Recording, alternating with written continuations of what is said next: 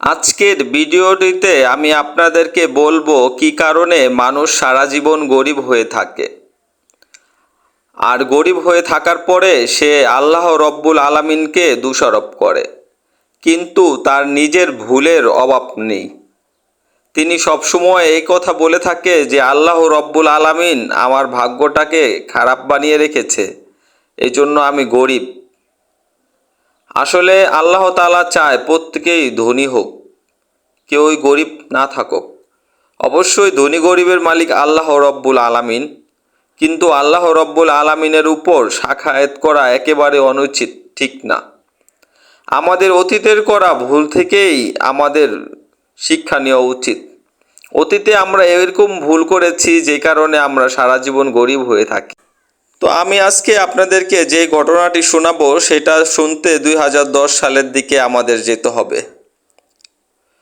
2010 সালের দিকে ঢাকা থেকে সুরুজ নামে ময়মনসিংহ বাড়ি, আমাদের বাড়িতে একজন ভাড়াটিয়া আসলেন। সে আঙ্কেল অনেক ধনী ছিল একটি সময়। আঙ্কেলের কাউরান বাজারে পানের আড়ত ছিল, তিনি পাইকারি পান বিক্রি করত। পানের ব্যবসা ওনার ভালোই হয়েছিল। উনি ঢাকাতে একটি ফ্ল্যাট কিনে সেই ফ্ল্যাটে থাকা শুরু করলো। উনি গ্রামে যখন যেত, ওনার একটা ফ্রেন্ডের সাথে দেখা হতো। ওনার ফ্রেন্ড ওনাকে প্রায় বলতো, তুমি অনেক ধনী, আমরা একই সাথে পড়াশোনা করেছি, একসাথে খেলাধুলা করেছি, আজকে তোমার টাকা পয়সার অভাব নেই, আর আমি দরিদ্র। আল্লাহ তাআলা আমাকে দরিদ্র বানিয়ে রেখেছে, আল্লাহ তাআলা আমাকে গরিব বানিয়ে রেখেছে। তো আঙ্কেল প্রায় বোঝাতো যে তুমি আল্লাহ তাআলার উপরে দোষারোপ করো না, তোমার নিজেরও ভুল আছে। আঙ্কেলের এই কথা তিনি বিশ্বাস করতো না। তো যাই হোক, আঙ্কেল 2009 সালে যে কোনো কারণে তার ব্যবসাটা ধ্বংস হয়ে যায়, নষ্ট হয়ে যায়, তার অনেক টাকা পয়সা মার খায়। তো তার ব্যবসা নষ্ট হয়ে যাওয়ার পরে তিনি কি করবে টেনশন করতে লাগলো, বুঝতে পারলো না। ঢাকাতেও কিছু করতে পারলো না চক্ষু লজ্জায়, যেহেতু তার আশেপাশের মানুষগুলো দেখতেছে তিনি একসময় রিচ ছিল। তো তার ফ্ল্যাটটি বিক্রি করে সে ওইখান থেকে ঋণ পরিশোধ করে নারায়ণগঞ্জে চলে আসে, আমাদের বাড়িতে এসে ভাড়া নেয়। তো আমাদের বাড়িতে যখন তিনি ভাড়া থাকলো, তখন দেখতাম তিনি অনেক কাজের জন্য সন্ধান করতেছিল, অনেক দৌড়াদৌড়ি করতেছিল, কিন্তু কোথাও তার কাজ হচ্ছিল না। তো পরবর্তীতে ইটের ভাটাতে তিনি মাসখানিকের মতন কাজ করলো। তো ইটের ভাটা আবার এটা সিজনাল ব্যবসা, বর্ষাকালে এই কাজ থাকে না। এখন বসা তিনি ঘরে, আমরা যথেষ্ট পরিমাণে তার ফ্যামিলিতে হেল্প করতাম, কিন্তু তিনি কিছু খুঁজে পাচ্ছিল না। পরে একদিন আমি বুদ্ধি দিলাম, আঙ্কেল আপনি একটি মিশুক চালালেই তো পারেন। তো তিনি বলল যে আসলে তো আমি একটি মিশুক চালালেও প্রতিদিন 500 থেকে 700 টাকা আমি ইনকাম করতে পারবো। তো আঙ্কেল শুরুতে একটি মিশুক ভাড়া নেয়। ভাড়া নিয়ে তিনি মিশুক চালাতে শুরু করলো। তো যেই টাকা প্রতিদিন ইনকাম হতো সেখান থেকে তিনি 200 থেকে 300 টাকার মতন ঘরে দিত বাজারের জন্য। বাকি টাকা তিনি জমিয়ে রাখত। তার স্বপ্ন তিনি একটি মিশুক কিনবে, তাহলে তার এই ভাড়া লাগবে না। প্রতিদিন সে মিশুকে 300 টাকা ভাড়া দিত। তো কিছুদিন পরে আঙ্কেলের সেই ফ্রেন্ডও আমাদের এখানে চলে আসে। সেও এসে একটি মিশুক ভাড়া নেয়। ভাড়া নিয়ে সে 300 টাকা রোজে মিশুক চালাতে থাকে। এখন আঙ্কেল এবং আঙ্কেলের ফ্রেন্ড দুজনে মিশুক চালায়। তারা 1000 টাকার মতন ইনকাম করে। কিন্তু আঙ্কেলের ফ্রেন্ড তিনি তার টাকাগুলো রাখতেন না। প্রতিদিন যে টাকা ইনকাম হতো তিনি তা খরচ করে ফেলতেন। পরিবারের জন্য কিছু দিতেন, বাকিটা দিয়ে আইপিএলের জুয়া ধরতেন, বিভিন্ন ধরনের ম্যাচে জুয়া ধরতেন, জুয়া খেলতেন। সন্ধ্যার পরে চায়ের দোকানে বসে বিড়ি আর সিগারেট খেয়ে মানুষের সাথে আড্ডা দিতেন। আর আঙ্কেল তিনি সারাদিনে যে টাকা ইনকাম হতো সে টাকা পরিবারের জন্য সামান্য কিছু দিত। দেওয়ার পরে তার পরিবার অনেক কষ্ট করে তখন দিন চালাতো, বাকি টাকা তিনি জমিয়ে রাখতেন। তো মাস 6 পরে আঙ্কেল একটি দেখলাম নিজে এই মিশুক কিনে নিয়েছে, এখন নিজের মিশুক নিজে চালায়, তার আর ভাড়া দেওয়া লাগে না। আর আঙ্কেলের সেই ফ্রেন্ড এখনও সেই ভাড়া মিশুকই চালায়, কারণ তিনি কোনো সেভিং করে নাই। এরপরে দেখলাম আরও 6 মাস যাওয়ার পরে আঙ্কেল আরেকটি মিশুক কিনলেন। মিশুক কেনার পরে আঙ্কেল সেই মিশুকটিকে ভাড়া দিলেন। এখন তাদের 2টা মিশুক।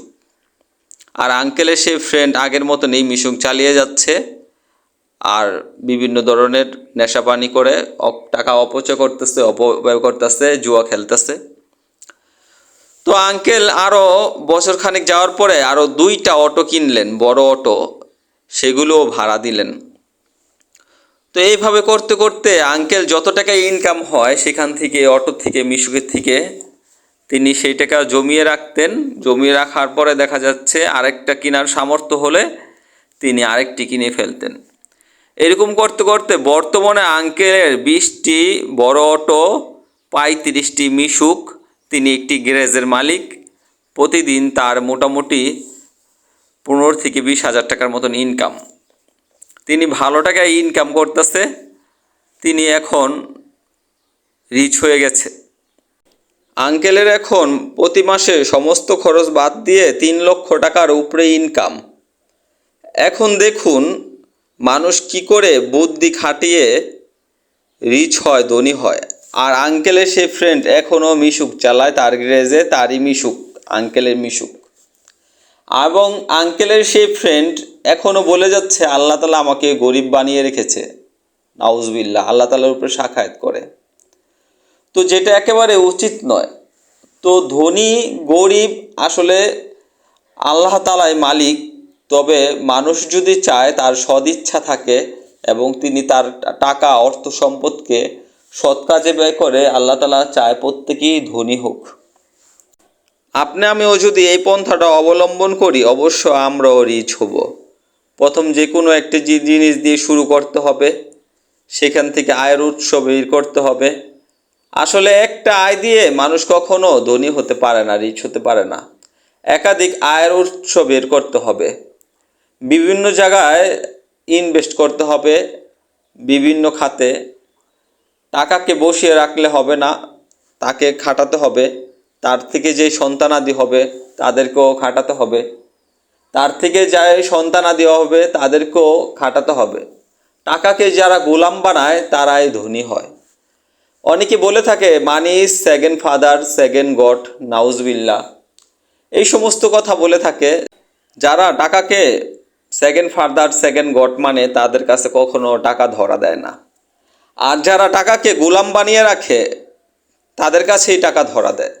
তো আসুন আমরাও টাকাকে গোলাম বানাতে শিখি, টাকাকে কাজে লাগাতে শিখি, টাকাকে ইনভেস্ট করতে শিখি। আঙ্কেলের এখন আর মিশুক চালাতে হয় না, সে গ্যারেজে বসে বসেই টাকা গুনে। মাঝে মাঝে তো গ্যারেজেও যায় না, কারণ তার গ্যারেজে একটি লোক রেখে দিয়েছে। এখন সেই লোকেই প্রতিদিন ভাড়া তুলে। তো এটা তার একটা প্যাসিভ ইনকাম হয়ে দাঁড়িয়েছে। তিনি গ্যারেজে না গেলেও মাসে তার 3 লক্ষ টাকার উপরে ইনকাম। তার আছে অনেকগুলো অটো, অনেকগুলো মিশুক, একটি গ্যারেজ। তো এইভাবেই মানুষ উপরের দিকে উঠতে হয়। আশা করি বন্ধুরা এই ভিডিওটি আপনাদের ভালো লেগেছে। ভিডিওটি যদি ভালো লাগে অবশ্যই লাইক করবেন, কমেন্ট করবেন, শেয়ার করে অপরকে দেখার সুযোগ করে দিবেন। আর আমাদের চ্যানেলটি সাবস্ক্রাইব করবেন। ধন্যবাদ।